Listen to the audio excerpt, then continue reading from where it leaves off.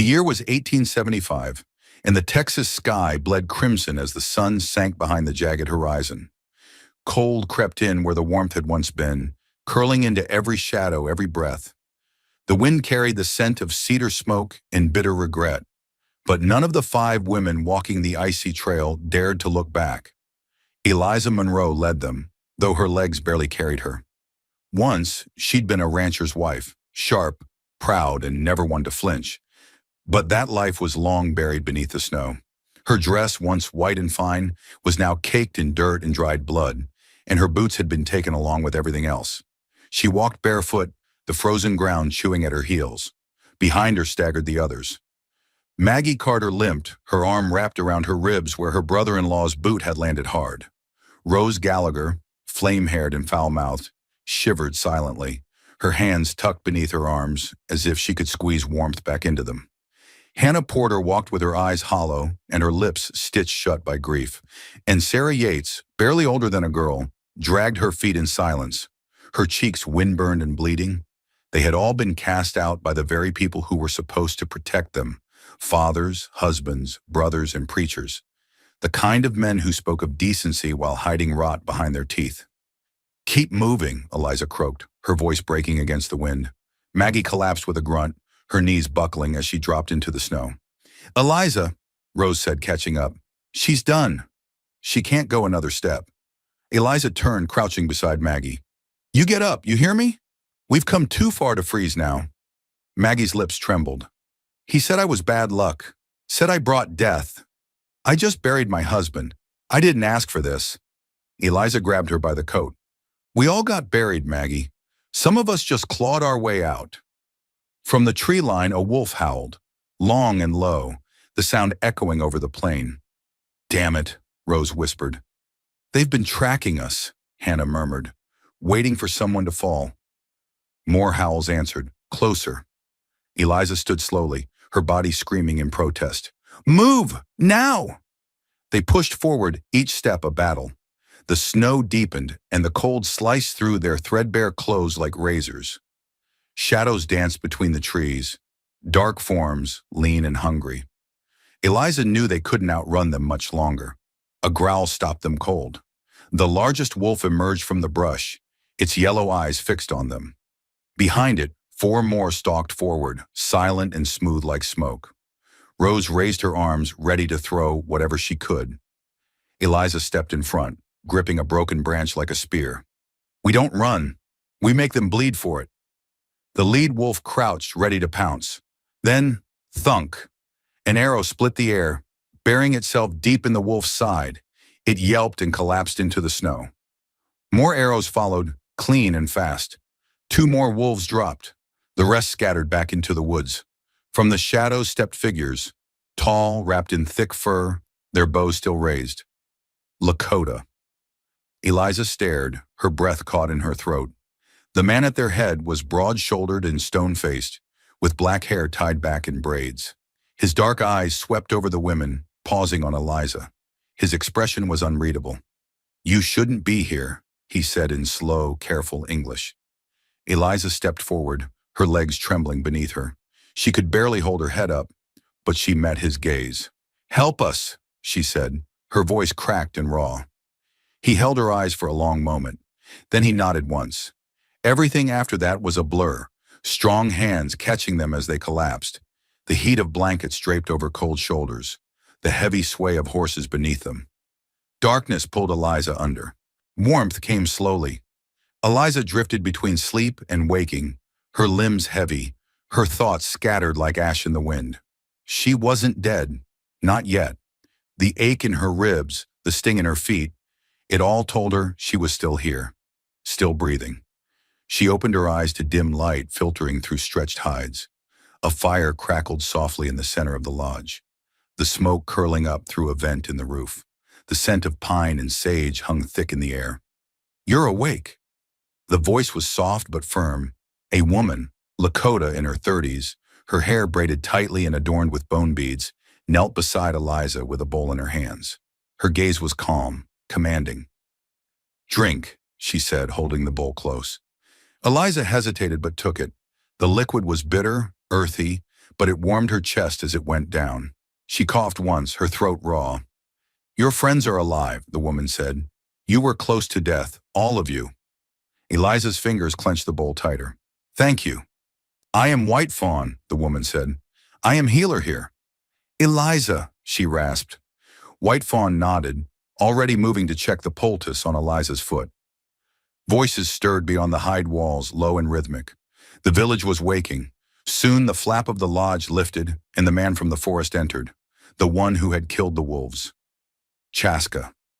He filled the space like a storm, not loud but undeniable. "She lives," White Fawn told him. Chaska gave a single nod, his gaze sweeping over Eliza. "You walked into death and didn't die. That means something." Eliza tried to sit up straighter, ignoring the pain. "We were left, no food, no fire, nothing but snow." "You should have died," he said, matter of fact.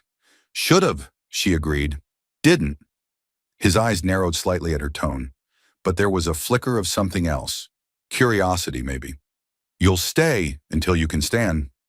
"And then?" she asked. Chaska didn't answer. He turned and left. The days passed in slow, aching increments. The women were placed in separate lodges near one another, each given a space to rest, to heal. Maggie, ever stubborn, recovered first. By the second day, she was cursing the cold and trying to walk without White Fawn's permission. Rose, always restless, asked endless questions about the people, the camp, the herbs and the tea. Hannah said little, her eyes drifting often toward the tree line, where shadows reminded her of the child taken from her arms. Sarah lay silent, pale and barely moving, her breath shallow and uneven. Eliza watched them all, the weight of their survival heavier than she'd imagined. Every moment in the camp was a strange tension, gratitude laced with fear, safety tempered by uncertainty. Not everyone welcomed them. Some Lakota women eyed them with suspicion. The men were even colder, saying little, always watching. But White Fawn remained close, guiding them, speaking softly but firmly when needed. And Chaska, he was always near, though rarely speaking. On the sixth day, Eliza stepped outside into the crisp morning air. Smoke curled from dozens of small lodges. Children laughed near the edge of camp. Dogs darted between legs and fires. Despite the cold, the place breathed with life. Chaska stood nearby, speaking with two other warriors. His eyes flicked to her, just for a second, then returned to his task. Eliza turned to find White Fawn at her side. "You are stronger," she said. "You walk with fire again." "I'm trying." "You'll need that fire." That night, the women gathered around a shared fire just beyond the healer's lodge. It was the first time they'd sat together since being brought in. Rose poked the flames with a stick. "So what happens now? We just stay?" "No," Maggie muttered. "We can't." Sarah shifted under her blanket. "We go back?"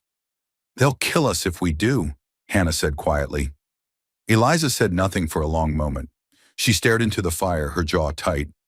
"We don't go back for them. We go back for us, to show them they didn't bury us." Silence. Then Rose laughed bitterly. "Ghosts, then?" "Maybe," Eliza replied, "but ghosts that bite." Later that night, Chaska appeared again. He didn't speak at first, simply stood at the edge of the firelight, watching. "You need something?" Maggie asked, not bothering to mask her suspicion. Chaska's gaze fell to Eliza. "You will not stay." It wasn't a question. She stood slowly. "No, you're not ready. I've survived worse. Maybe, but you won't survive what waits alone." Rose stood beside Eliza. "We're not alone." Chaska's eyes moved between them, then to the flickering fire. "Then you will need more than fire. You'll need steel." He reached into his belt and pulled out a blade, curved, polished, deadly, and held it out to Eliza. "For when words are no longer enough." She stared at it. Then slowly she took it. Chaska nodded once, then disappeared back into the night. By the 10th day, the wind had shifted. Not the cold, that still clung to everything like a second skin, but something deeper, something in the air that felt like the pause before thunder. Eliza sensed it first, in the way Chaska and the other warriors moved. Quieter, tenser. In the way, White Fawn began preparing satchels of salves and bandages again. In the whispers that passed between the elders at night, when they thought no one was listening, something was coming. That morning, Chaska stood waiting outside Eliza's lodge as she stepped out, her breath curling in front of her. "They're close," he said. She didn't ask who. She already knew. "The settlers." He gave a tight nod. 3 riders were seen 2 valleys over, armed, wearing your people's coats. Eliza looked past him toward the ridge. "Looking for us?"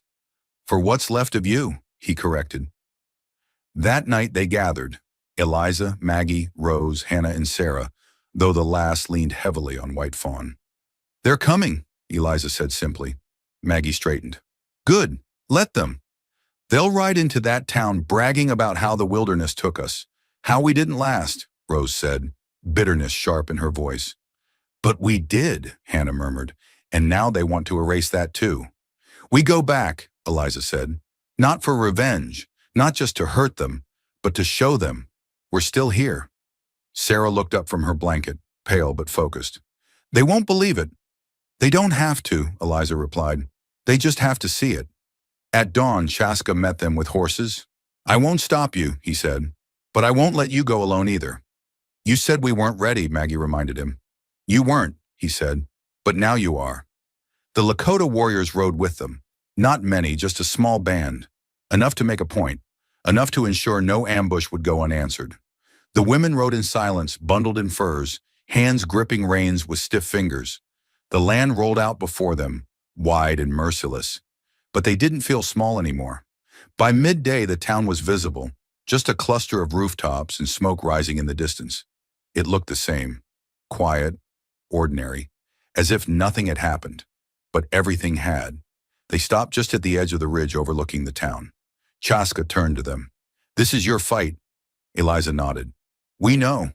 They rode in slow, not sneaking, not hiding, straight down the main street, heads high, and one by one faces appeared behind windows, behind half-open doors. Gasps, whispers. "Is that... they're alive?" "No, that's not possible." "Then, it's them." The silence cracked like a rifle shot. Tom Carter stepped out from the saloon, a mug in one hand, his jaw slack with disbelief. "Well, I'll be damned." Maggie swung down from her horse, her boots hitting the packed earth with a satisfying thud. "You always were too easy to surprise, Tom." "You should be dead," he growled, his face darkening.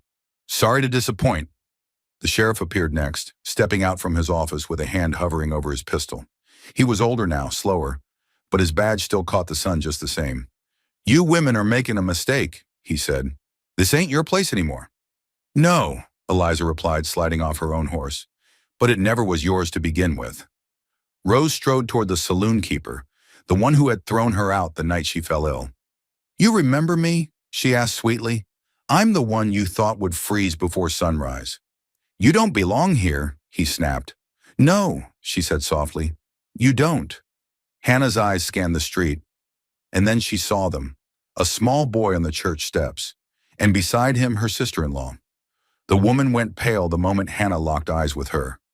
"You're not taking him," she hissed. "Yes," Hannah said, "I am." The sheriff stepped forward. "This has gone far enough." "Let him speak," Eliza cut in. And then she turned to the watching crowd. "You left us to die," she said. "All of you. You closed your doors, you turned your backs, and you told yourselves we weren't your problem." Her voice carried. "You told yourselves we were too much, too weak, too broken. And now we're standing here, and you're afraid because you can't ignore us anymore." No one moved. No one dared speak. Tom Carter laughed, nervous and loud. "They're just women. What are they going to do?" Maggie stepped forward and punched him in the mouth. He crumpled like wet paper. The silence exploded into chaos. The sheriff drew his weapon, but Chaska's arrow thudded into the dirt by his boot before he could aim. "I wouldn't," Chaska said, stepping forward, bow still raised.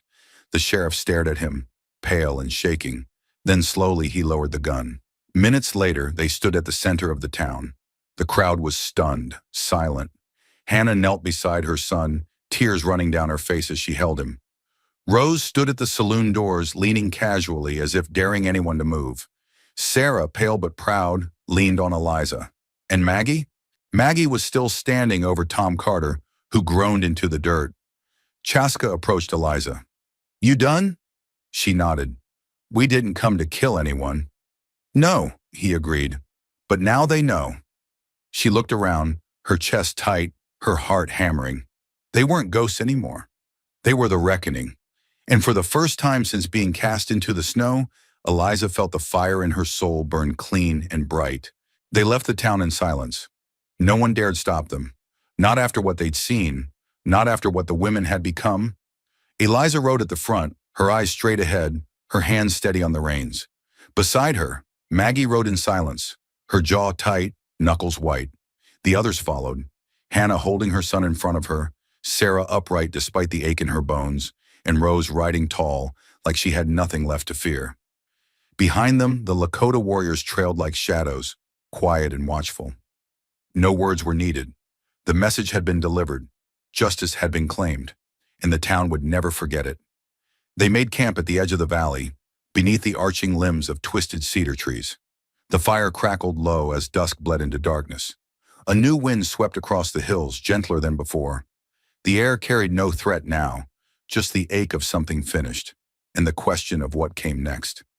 Eliza sat apart from the others, staring into the fire. Her gun rested across her knees, her fingers trailing along the worn handle. It no longer felt like a weapon. It felt like a truth, cold, hard, undeniable. Chaska stepped beside her, crouching down. You did what you came to do. She didn't look up. We didn't fix anything. No, he agreed, but you made sure they remember. That's not the same as justice. Chaska's voice was low. Sometimes justice isn't clean. Sometimes it's just survival with purpose. She nodded slowly. And what now? He tilted his head, studying her. You could stay, build something new, with us. Her eyes flicked to the other women, Maggie tending the fire, Rose sharpening a knife with calm efficiency, Hannah holding her boy as he slept, Sarah rubbing warmth back into her aching fingers. They weren't victims anymore. They weren't strays or broken things. They were survivors, reforged by frost, fury, and fire. I don't know what I'm supposed to be now, Eliza said. Chaska reached into his satchel and pulled something small and carved, an eagle, shaped from bone, delicate and powerful. You don't need to be what they wanted. Just be what you choose. He pressed it into her palm and stood. She stared at it, the smooth curve of its wings, free, wild, dangerous. That night she slept with it, clutched in her hand. Weeks passed. They did not return to the village they had been cast from. They made a new one, a place hidden between river and rock, where the trees shielded them and the earth welcomed their steps. The Lakota shared what they knew, how to live with the land, how to track the seasons and read the wind. In return, the women brought what they had, determination, grit, and the will to begin again. Rose broke wild horses, laughing louder than she had in years. Maggie helped train young warriors in hand-to-hand combat. No one doubted her anymore. Hannah and White Fawn built a place for healing, a space filled with herbs and patience, and the quiet hum of second chances. Sarah grew stronger by the day, her voice rising with new weight as she told stories to the children. Stories about survival, about fire, about the cold that tried to claim them and failed. And Eliza, she led. Not because she wanted power, but because she had earned respect. With every scar, every hard-won mile, she had become something more than what the world tried to make her. One morning, as the first light kissed the tops of the hills, she rode out alone. Chaska found her there, sitting beneath an old oak, watching the horizon. You thinking about going back? He asked. No, she said. I'm thinking about going forward. He nodded. They sat in silence a long while, and then she asked, what if they come again? Chaska shrugged. Then they'll learn again. She smiled softly. Good. Later that night, under a sky full of stars, the 5 women gathered by the fire. They did not speak of the town. They didn't need to. Instead, they shared quiet laughs, passed cups of tea, sharpened blades, and stitched leather.